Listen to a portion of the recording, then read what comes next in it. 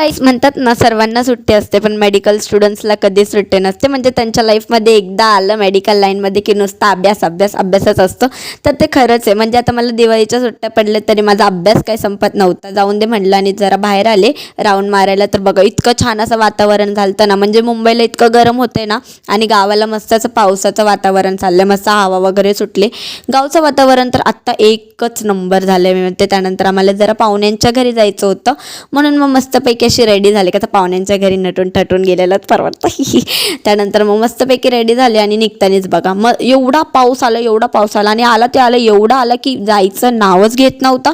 त्यानंतर तो जरा कमी झाल्यानंतर आम्ही निघलो आणि मी एक एक पाऊल एवढा हळूहळू टाकत होते ना, कारण या चिखलानी ना नुसतं म्हणजे कायच सांगू, घसरलं बिसरलं का डोकंच फुटेल. त्यानंतर कशी बशी तरी आम्हाला रिक्षा भेटली आणि आम्ही फायनली तिकडे पोचलो. खरं तर ना मी या छोटूसाठी आलते, म्हणजे हा माझ्या बहिणीचा पोरगा आणि हा इतका क्यूट आहे ना की विचारू नका. मी ह्याला भेटायला आलते पण दीदीने नंतर मला फराळ दिला आणि मग मी त्यातलं फराळ तर काही खात नाही म्हणून मग मी चकलीच खात बसले.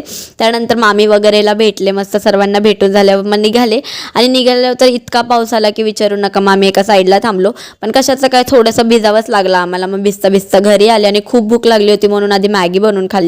तर चला आता मी मॅगी खाते. तुम्हाला व्हिडिओ आवडला असेल तर लाईक करा. भेटूयात नेक्स्ट व्लॉगमध्ये. तोपर्यंत बाय.